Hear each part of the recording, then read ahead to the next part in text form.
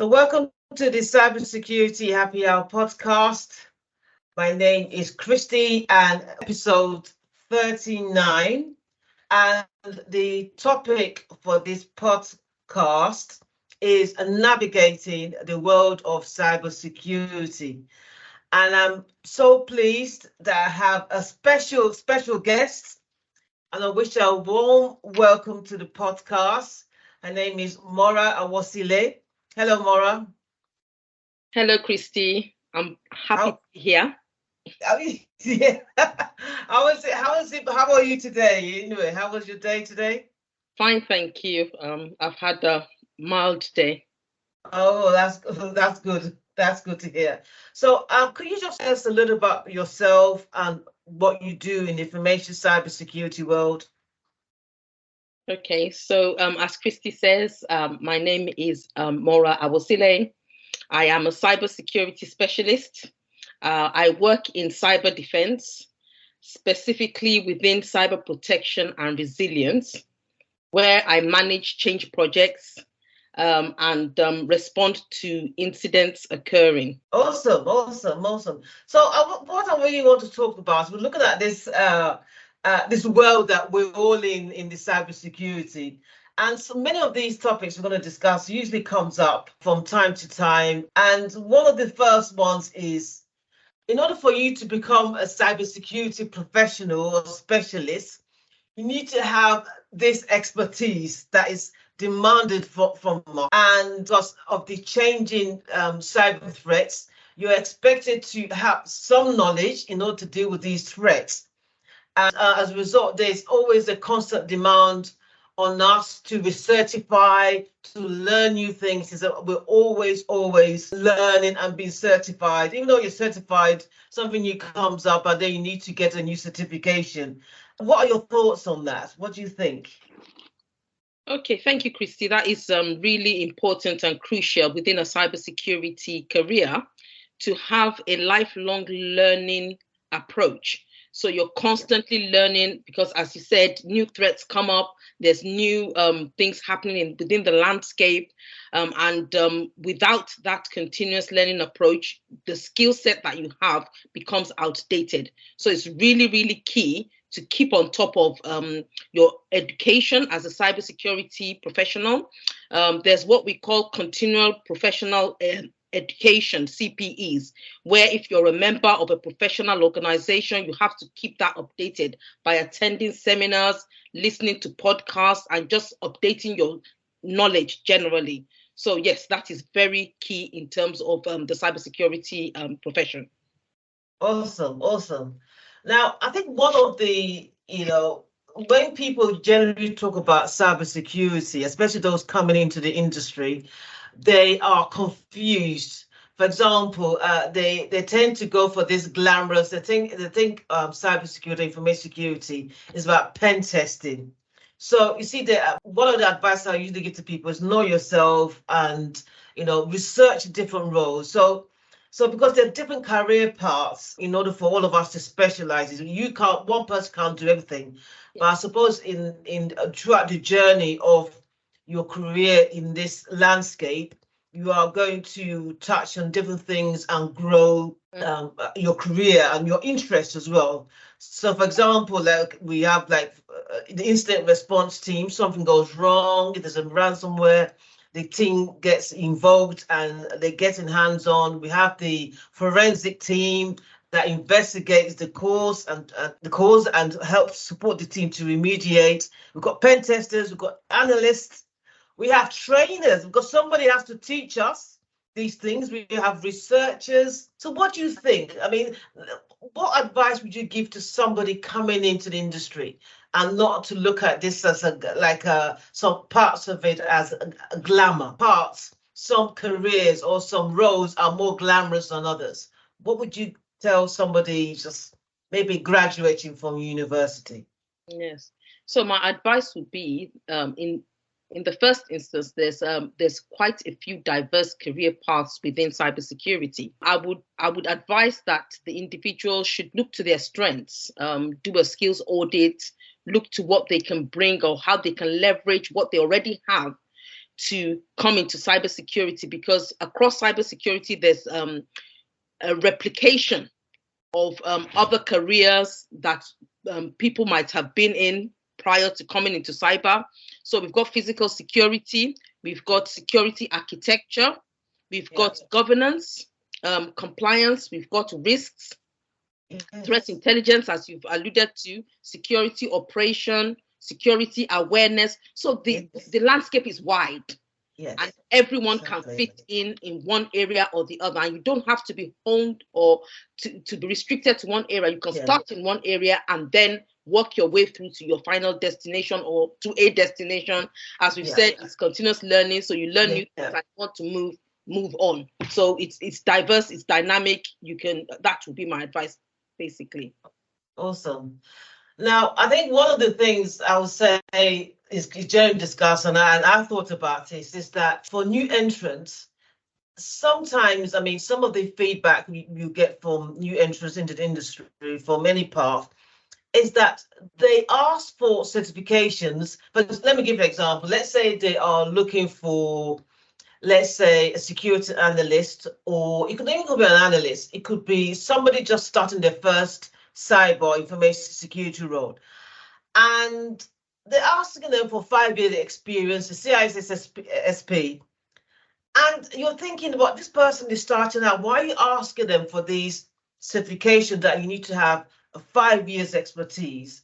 And a lot of people saying that it's unfair, and that stops people from coming in. That acts as a barrier for especially when we constantly hear, you probably hear this, that, oh, there's a cybersecurity shortage. There's a cybersecurity shortage. And I know many people who are probably capable. Some don't have certification, they have hands-on experience, but sometimes they have to show they have the certification to prove their knowledge. Where in some cases, some people probably got recruited through work experience, and the company decided to take them on and probably sponsor the learning, the education. But generally, there's a high barrier for people coming in. Do you think that leads to this shortage that the implied that we have? I think most definitely it does, to be fair. However, what I do know is that kind of behavior, asking for certifications for entry-level jobs, is constantly being called out. So we are in a position where employers are starting to listen to that, be more specific about their needs. And personally, I would encourage anyone with the skill set but no certifications to still apply for jobs that have these certification requirements on them, going through or displaying with in-depth explanation of what they can do. And I think sometimes, anyway, let's just say sometimes you just never know, because some of these managers have not been exposed to CISSP or the systems of this one, and they just put it on the job description. And when the caliber of the candidates come through, then it's more like they can then renegotiate their expectations. So I think that's a good point, because it's like those who are, I wonder if they do communicate to the hiring manager to see what the needs of the organization, because if you speak to the person hiring should have some knowledge and education of what staff they will call, the level of competency and level of skills, and then what they can do to tailor that job description to what they want. So to have that vision. But as I said, it's an ongoing, there is some change, but it is still a work in progress, I would say.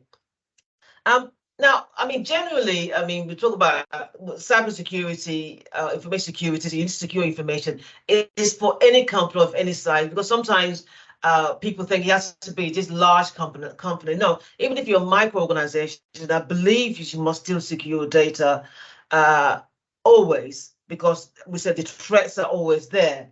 So I would say the advantages of our efforts together will and also collaboration and exchange of data within limits will help give that overall protection to organizations that we work with or consulting. Another thing I want to talk about is salary expectations. What is your view on salary? And what I want to say, there's one aspect of one team who believe that if you work in security, you are going to be paid top dollar. Again, depends on the country that you're in. And people go in not because of their interest in security, but because of the money. Do you think that's I mean, I might be too general. What's your thoughts on that? I think that's a fair comment. Yes. However, when you're thinking about salary expectations within cybersecurity, in some areas they could be quite high, but it's a lot of work. And sometimes to achieve those high salaries, you've got to position yourself to ensure that you're able to take on that level of responsibility, so that you are now rewarded for what you bring to the table, or what you deliver. So that would be my comment with regard to salary expectations. And there's still organizations who kind of still maintain the general IT bar, information technology bar, and they don't pay cybersecurity professionals excessive amounts just because they're in security. Yes. So again, it's true. It depends on if you're working for within private sector or the public sector. The pay varies as well, and not just the pays and the benefits. As I said, it depends on what. Again, you're paid. I suppose with any sort of work, you're paid based on your expertise. Now, imagine if you're a CISO. If one wants to become a CISO, you should know that if something happens, your head might roll. With you may be the first one to go. So again, one, obviously that shouldn't really put people off, but one should be realized that based on his historic events, that sometimes people look to the CISO and think, okay, you should have known about this. You're the expertise. We are paying you for this. So if something goes wrong, it is your fault. So you get paid high to have the sleepless nights and manage all the risks as well, and work with multiple teams. So it can be stressful. I said it's like any sort of work, in my opinion. Sometimes there are highs and there's lows sometimes. But you just, if you have the love for it, you just have to ride with it. I think that's my opinion on this. As I said, a CISO, for example, they are responsible for shaping the direction of the organization. And again, because they're top level, they deal with the strategies. Then you have obviously the tactical team and operation team. So it depends on which one falls into. Some people generally are, should I use the word, introverts, and they prefer working by themselves. So they won't be going for that CISO position, because when you get to that top level, you're going to be in meetings. You're going to have to obviously speak with all your stakeholders as well. So, and going back to what we said initially, know yourself, because if you're not that, but potentially, if let me say, for example, let's say you're a pen tester and you're an introvert, for example, you still have to present your findings. Yes, you do. Is there any way that someone who's an introvert can overcome those personalities? Is there any way, what can they do to change or to enhance that area of themselves that's considered a weakness? Okay, so yes, so it's not actually a weakness, it's just a way of being. They're introverted, but you find a lot of introverted people can function in extrovert roles. So I'll give you an example. Typically, you would think a Scrum Master is someone who likes to talk a lot, organize things. But I've interacted with Scrum Masters who that is their job, and they know how to manage their introverted nature in opposition to what they actually do. So it could be things like coming into work twice a week, doing their Scrum mastering role and doing all the stakeholder engagement and management, and on the other hand, spending the other 3 days doing the documentation and the more quieter stuff that aligns with their introverted nature. So that's one way that one could manage a scenario where you are in a role that I won't say conflicts with who you are as a person. Yeah. And I've known that from experience, sometimes introverts can become, well, not extremely extroverted, but can move up the scale, if you see what I mean, and be a bit more extrovert than, and well, being extremely introverted.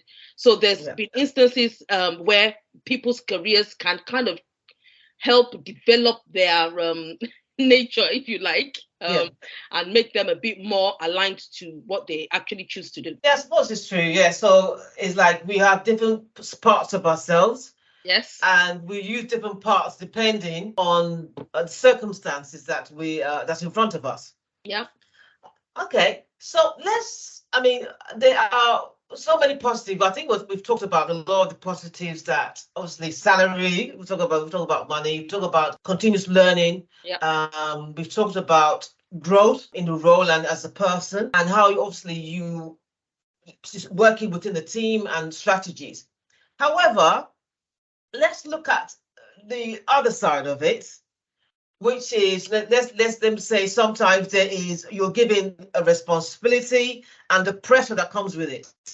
Okay, so because you might be, sometimes you're the only, depends on the size of the company. So sometimes you might have a large organization with only 2 people as a security team, and the role of security generally falls on you, and that gives a little bit of pressure to that member of staff. Is there any way you think that someone under pressure can navigate or reduce the pressure of the job? Wow, that's an interesting question. Yes. Right. So really depending on, well, it depends in the first instance on the individual and what they can cope with. With cybersecurity careers, I find that once capacity does increase, you kind of go in and know that I'm going to have to stretch, if that makes sense. So now in terms of being able to, what can one do with regards pressure at work, then part of that falls on the organization and how they have organized these roles to cope with their security needs. Now, some of that an organization can control, and some is outside of their control. So what is within their control is being able to recruit number of resources that they really need to deal with the size of their organization and the kind of intelligence they have on the threats that have previously been monitored by the organization. So that's really key. As an individual, it's about knowing yourself and knowing where your limits are. So what we want to avoid is that individuals become burnt out in a role because they are applying themselves too much.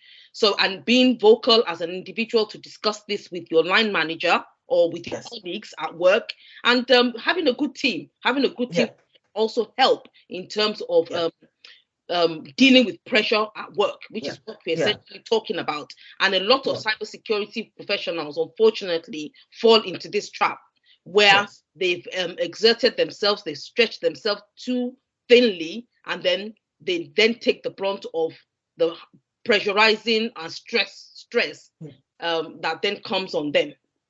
Exactly, which could lead to, it could move from work into the personal lives as well. Oh, definitely. There's nothing you're going through at work that doesn't find its way back into your personal life, and can even sometimes get some long-term damage. So people then, which is not where we want to be as professionals. No, of course not. No. Safeguarding that before that point comes. And there's so much information out there about self-care, mental health, taking, putting yourself first, that professionals really, really need to be on top of, so that they don't fall into that trap that a lot of people have fallen into. So what do you think is responsible for providing those resources? Is it the employer, or do you think it's the individual has to find out that information for themselves? I think it goes both ways. I think the organization has a duty to safeguard their employees and provide information that helps to do that, provide resources, provide counseling, anything that could potentially help their employees. I think the organization has a responsibility, but also the individual too has that responsibility of knowing where their limit is. No one can determine that for the individual. It would have to be that, and that's part of our professional development, where you've tried things, you know when you have to leave things and take a break, you know, knowing to look after yourself, eat the right things, exercise, all of those things come into it. Yeah, awesome. Thank you. As we say again, what some of the causes again, you know, it depends on the role, as I said. For example, when people want to become SOC analysts, some of them not aware that they may be on call. Yes. Sometimes it might be regular hours that you're doing, you know, you probably have to, if something happens, you have to be there. And then you're sitting down watching the screen for a long time, which can have an impact on your visual, or your eyes, really. And also work-life balance. Definitely. Because if you're going to you work for a company that obviously have a 24-hour security operation center, and you work in shifts, and you will have an impact on your personal life.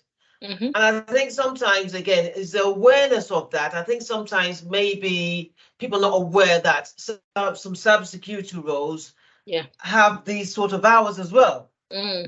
So do you think that, how would they know? Do you think that it should be spoken a bit more often, or in the job description probably highlighted a little bit more, possibly? Yeah, absolutely. Yeah. The job description should actually have details of what the job requires, and also have a portion where they talk about incidents, because when there is an incident in the SOC, you know, the SOC analyst is not going home. Exactly.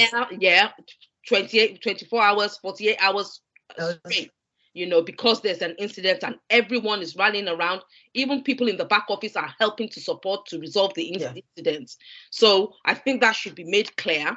And even throughout the interview process, that should be repeated. But also, in addition to that, is what is in place to support the employee throughout the process, so that the employee is now in a position to make an informed decision. One of the other things that is key as well is that taking this information into universities, so that aspiring professionals can be exposed to what potential careers in this area, what it looks like, what it feels like. There's also work experience, exposing this exposure to what like a SOC analyst might do for a short period of time, so that this the aspiring individual can have a taster of what it's like to work within a SOC. For instance, there are other areas of cyber, but just using the SOC as an example. Mention about universities. I recently went, I'm not going to mention university. Oh, okay. But they're very good. And I went for a different purpose, and it was the open day. I said I didn't go for the cybersecurity, but I went for a different purpose. So I decided to, let me go check out the cybersecurity talk. What is it they're telling these young people coming into the industry? The professor, the hall was full. So there was a lot of interest with parents there, and people looking to get into this. And he talked about the roles. He did talk about the different roles. I think it's sometimes when you go to these things like a sales thing. Oh, our graduates work in this industry. They work in this industry. So sometimes it's more focused on, once you graduated, you'd be working for this top company, but not actually talking about what else happens there.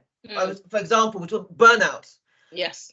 So there are a number of SOC analysts leaving because of burnout. Yes, definitely. The turnover in cybersecurity is high. It's high. Yeah. And I said we're discussing it here because it is not discussed as much. It's all about, you're going to get this top job. I said, based on this was a couple of months ago, I went to this talk. And I said, I'm going to mention university, but it was selling, most of our graduates here was working in these companies, work in these companies. Okay, yes, the degree breakdown was very good. Spread over 3 years was good. However, what happens when you leave? Because people still have this glamorized image of cybersecurity or information security. And I'm not sure if that's due to films like or programs like Mr. Robot, I can't, I don't know where that comes from. But that sometimes is what people think. Or they think if you work in cybersecurity, unless you're a hacker. No, as you just mentioned, there are many roles. But it's good for us, as we're discussing here, just to make it real for whoever listens to this podcast. The Yes. other side of it, it can be burnout if you do not pace yourself. Yep. So, in my opinion as well, I think one thing I always like to say, when you're applying for work, research the company you're going to be working for. Okay. Do your research and look at the reviews of the company. See what ex-employees are saying and what the current employees are saying. Because it might look glamorous from outside, but when you go in, of course you have to work because you're there to do a task. However, you not at the detriment of your health. Exactly. Okay. Yep. Yeah, so I think it's a good thing we talk about burnout. So again, we can talk about the list of stress, leads to then other other illnesses come in, and you can't work at all, or you have to take a break for some take time out. Yeah. Other things. So we talked about burnout. We talked about the long hours. We want to talk about mental health. So and the employer should have said typically they would have occupation, and usually they have occupational health where if you have a challenge with they can either send you to occupational health to the experts, which employer is supposed to pay for, or they refer to your doctor. So having those counseling services, if possible, to promote that kind of stress-free environment. I'll tell you. Okay. I'll tell you what. So I've just been through mental first aider training, mental first aider training, where in my organization they've rolled out this training to members of the cybersecurity team to actually go to be mental first aiders, so they are in a position to recognize the signs of when one's mental health is being is getting to that point where it's been affected, and also to support other colleagues. So there's a recommendation that 1 in 10 members of employees should be a mental first aider. So 1 to 10. Awesome. And that this information is circulated across the organization. There's avenues for people to come and talk about any mental health issues that they're facing, even if it's just to discuss past incidents, because that's another thing. Past incidents might trigger something within a cybersecurity environment that then leads to a detrimental mental health situation. So it's about being able to catch that early with different kinds of techniques that we've learned, and then being able to support that individual and ensure that they are in a good place. And then obviously if the opposite is the case, it's about referring them then to specialists or professionals. Awesome. So do you think, again, they're having a workload management spread, like having time management and obviously sharing the work within the team equally, based obviously on expertise will go a long way towards reducing stress? Absolutely. And this comes down to recruitment and retention policies within the organization. So when a line manager is looking to recruit, he has to be really clear about the number of resources he needs, so that there could be that shared workload. And in terms of people's strengths and weaknesses, it's quite a lot to manage and juggle. But if it's done properly, then the workload management should be quite seamless.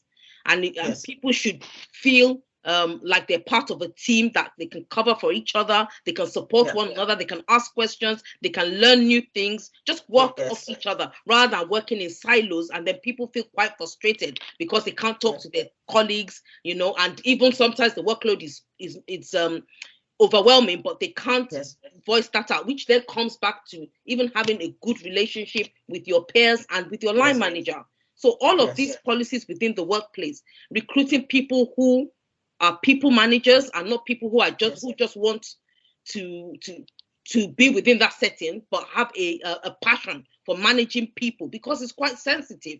managing people within cybersecurity, yes, recruiting people with a passion and who have that know-how to do it properly. That is key to workload management and like kind of reducing stress from that perspective.